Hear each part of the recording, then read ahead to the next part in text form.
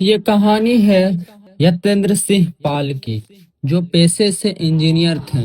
यह कहानी में मुख्य तीन किरदार नजर आएंगे आपको।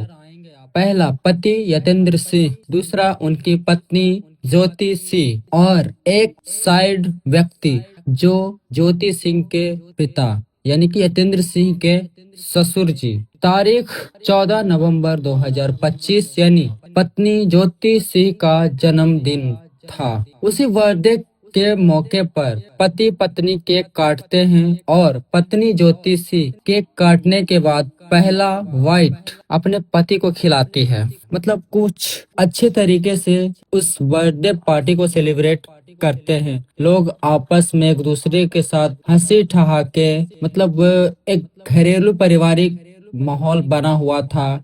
नाच गाना, ये सब चीजों का, खाने पीने का अच्छी तरह से व्यवस्था, बिल्कुल सही सलामत सब कुछ चल रहा था। जैसे जैसे रात बीतती है, लोग अपने अपने कमरों में सोने के लिए चले जाते हैं, क्योंकि वो लोग डांस पार्टी वगैरह करके थक गए थे। रात बीतते ही वो सभी लोग जो पार्टी में शामिल थे, कहा जाता है कि उस पार्टी में सिर्फ घर के ही लोग थे और वो लोग अब सोने के लिए अपने अपने कमरों में चले जाते हैं। उसी बर्थडे की रात अचानक यतेंद्र सिंह को एकाएक तबीयत खराब हो जाती है।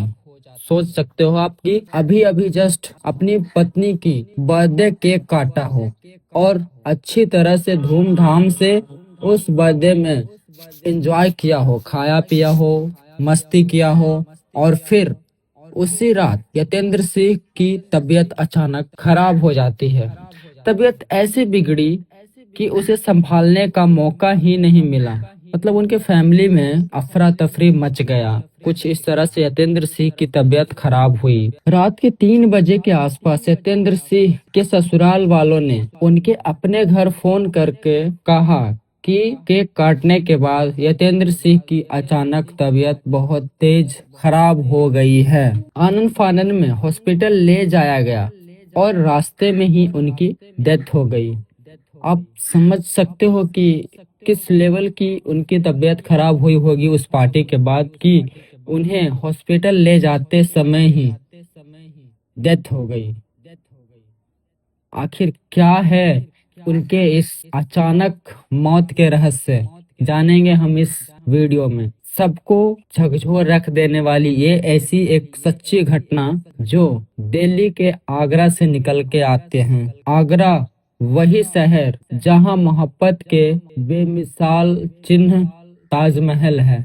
उसी शहर की यह कहानी है जहां पे रहस्यमय तरीके से यतेंद्र सिंह पाल की मृत्यु हो जाती है। ये जो कुछ भी हुआ, पार्टी फिर मौत, ये सब यतेंद्र सिंह के ससुराल में हुआ, क्योंकि उस वक्त अपने मायके में थी उनकी पत्नी ज्योति सिंह और उन्हीं का बर्थडे था। और पत्नी की बर्थडे सेलिब्रेट करने के लिए यतेंद्र सिंह आए थे अपने ससुराल में। कहा जाता है कि अक्सर ज्योति सिंह और यतेंद्र सिंह के बीच विवाद होते ही रहते थे। किसी भी मामले के ऊपर हमेशा विवाद होते ही रहते थे, चाहे वो पैसे की बात को लेके हो या फिर थोड़ी व्यस्तता को लेकर हो, या तो फिर कुछ उनके अच्छे संस्कार के ना होने के वजह से पति से पत्नी के बीच में अनबन होती रहती थी। लेकिन इन सब चीजों के बावजूद भी यतेंद्र सिंह अपने पत्नी के बीच अच्छा रिश्ता निभाने का कोशिश कर रहे थे, इस रिश्ते को बचाने के कोशिश में जुटे हुए थे। तभी उनकी पत्नी उनको बताती है कि मेरा इस दिन का बर्थडे है, आप आओ और सेलिब्रेट करो और मेरे मायके ही आओ। वो आते हैं। अपनी पत्नी ज्योति सिंह का जन्मदिन मनाने ससुराल आता है और उसकी अचानक से मौत होना, ये सब चीजें यतेंद्र सिंह के माँ बाप को नागवार लग रहा था, क्योंकि उनकी मृत्यु उनके ससुराल में हुई थी। इसलिए जाहिर सी बात है कि उनके माँ बाप भाई बहन जरूर इस पे गंभीरता से सोचते होंगे कि आखिर कैसे ये संभव है। यतेंद्र जब यहाँ था तो सही सलामत था, फिर वहां जाने के बाद उनकी तबीयत ऐसे कैसे बिगड़ी कि उनकी मौत हो गई। इन्हीं सभी सवालों के बीच में घिरे रहे उनके ससुराल वाले। हालांकि इधर माँ बाप को कहीं न कहीं इनकी मौत के पीछे कोई साजिश नजर आ रही थी। इनकी माँ मंजू रानी को अपने बेटे की मौत में साजिश नजर आ रहा था। जाहिर सी बात है यार कि कोई भी इंसान अच्छा भला अपने घर से किसी रिश्तेदार के यहाँ जाए और वहां जाके अचानक से तबीयत बिगड़े और तबीयत बिगड़ने के वजह से मौत हो जाए, कहीं ना कहीं ये सोचने वाली बात है, गंभीरता वाली बात है। और ये वही माँ कर रही थी। इनकी माँ को अच्छी तरह से पता था कि उनकी मौत कोई तबीयत खराब होने के वजह से नहीं हुई है, जरूर जरूर हम मेरे बेटे की मौत के पीछे का कोई साजिश है। इतना सोचते ही अब यतेंद्र के ससुराल वाले यतेंद्र के माँ के नजरों में गुनहगार नजर आने लगे, क्योंकि उन्हीं के घरों में, उन्हीं के आसपास में यतेंद्र सिंह यानी रंजू रानी की बेटे की मौत हुई। रंजू रानी पुलिस कंप्लेंट तो करती है, लेकिन पोस्टमार्टम के बाद भी कोई साफ साफ कुछ नतीजे सामने नहीं आते हैं। नॉर्मल से बात को समझ के जैसे टाल दिया जाता है। पोस्टमार्टम रिपोर्ट में भी कुछ खास वजह नहीं मिल पाती है, और ऐसा करते हुए लगभग 2-3 महीने बीत जाते हैं और फिर यतेंद्र की मौत के ऊपर जांच छानबीन ये सारी चीजें बंद कर दी जाती हैं। एक मानो मानो एक कोइंसिडेंटली मौत हुआ हो, जिसके पीछे कोई साजिश ना हो तबीयत खराब होने की वजह से। एक कह सकते हैं कि हमारे करप्ट सिस्टम, हमारे करप्ट अर्थव्यवस्था की एक कहीं ना कहीं निशानी दिख रही थी। और तभी रंजू रानी जो यतेंद्र सिंह की माँ, उनके मन में तो कहीं ना कहीं खल ही रही थी कि भाई हमारे बेटे के साथ जो हुआ हम नहीं खाली ऐसे ही जाने देंगे। अगर हम कंप्लेन करते हैं तो हमें शायद कुछ तो हमारे बेटे के पक्ष में देखने को मिल जाए। और तभी रंजू रानी यानी यतेंद्र सिंह की माँ अकेली कोर्ट का दरवाजा खटखटाती है। कोर्ट के कहे अनुसार फिर से उस फैमिली पे यानी कि यतेंद्र सिंह के ससुराल वालों पे एफआईआर कर दी जाती है। केस बिल्कुल साफ हो जाता है। जब ये दूसरी बार इस केस की फाइल खुलती है तो पता चलता है कि कोई अच्छी तरह से इन्वेस्टिगेशन की ही नहीं गई थी इस केस के ऊपर, और ऐसे ही इसे क्लोज कर दिया गया।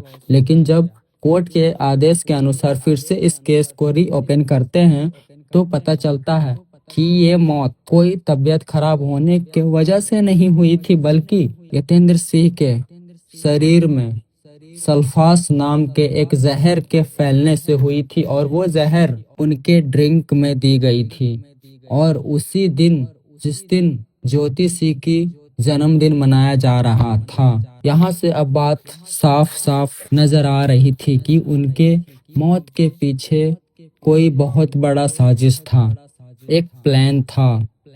अब ये समझ पाना थोड़ी मुश्किल हो रही थी कि आखिर कौन था उस पार्टी में वहां पे, क्योंकि सब तो अपने ही थे। तो अपने ही लोगों में से कौन ऐसा दोगला था जिसने अपने ही करीबी को जान से मारने की पूरी प्लान कर रखी थी, और आखिर अंत में प्लान में कामयाब हो भी गया। ये अभी समस्या खड़ी ही थी कि आखिर कौन था गुनहगार, कौन है हत्यारा यतेंद्र सिंह का।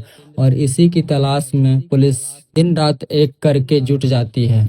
अब तक शक की सुई यतेंद्र के ससुराल वालों के ऊपर घूमने लगी, क्योंकि इनकी मौत ससुराल में हुई थी। कहा जाता है कि यतेंद्र उनकी पत्नी के बीच में अक्सर विवाद होता ही रहता है। वो तो नॉर्मल सी बात है, किसी के यहाँ ज्यादा होता है पति पत्नी के बीच में तो किसी के यहाँ कम। और यही कड़वाहट एक समय ऐसा मोड़ ले लेती है कि फिर जान के दुश्मन बन जाते हैं। जांच की प्रक्रिया अब तक उस मोड़ पर पहुंच चुकी थी जहां मुजरिम अब सामने आने ही वाला था।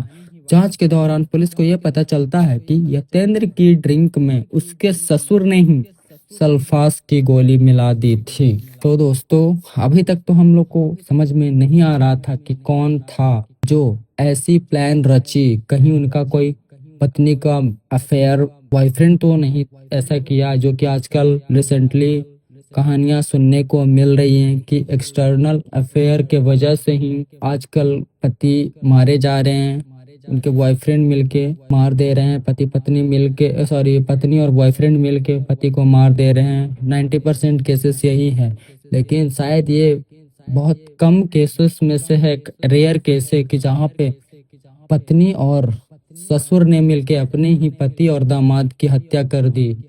ये पता चलते ही पूरे शहर में अफरा तफरी मच जाता है। सनसनीखेज खबर बन जाती है कि आखिर क्या वजह रही होगी जो एक कामयाब इंसान यतेंद्र सिंह, जो कि पेशे से इंजीनियर थे, अपने घर परिवार को अच्छी तरह से संभाल रहे थे, चला रहे थे, और फिर क्या ऐसी वजह थी जो उनकी मौत उनके ही अपने घर वालों ने, वो भी ससुर। कहा जाता है कि दामाद एक बेटे के जैसा ही होता है, क्योंकि उस दामाद के ऊपर उनकी बेटी के जिम्मेवारी होते हैं, और कोई भी पिता अपने बेटी के जिम्मेदारी को इस तरह से कत्ल नहीं कर पाता है। लेकिन आखिर कौन सी वजह रही होगी जिस वजह के इतने बड़े नुकसान हुए कि ससुर ने खुद अपने ही दामाद की हत्या कर दी। लेकिन ये साफ साफ पता चल गया था कि ये मौत यतेंद्र सिंह की तबीयत खराब होने के वजह से नहीं, बल्कि उनके ही अपने ससुर ने और उनकी पत्नी ज्योति सिंह ने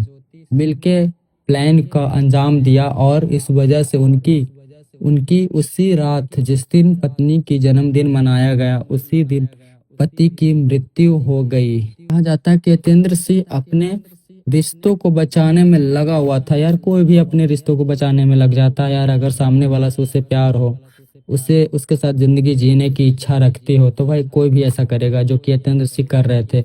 और तभी पति पत्नी के बीच काफी विवाद थे, उसके बावजूद भी पत्नी के कहने के अनुसार पति अपने ससुराल में आके अपनी पत्नी की जन्मदिन मनाता है, और उन्हें नहीं पता था कि उन्हें जन्मदिन मनाने के लिए नहीं बुलाया जा रहा, बल्कि उनकी आज इस दुनिया में अंतिम रात है। ये कल की सुबह नहीं देख पाएंगे, और ऐसा करने वाले उनके ससुर और उनकी पत्नी ही थी। तो ये थी आज की सच्ची घटना दोस्तों।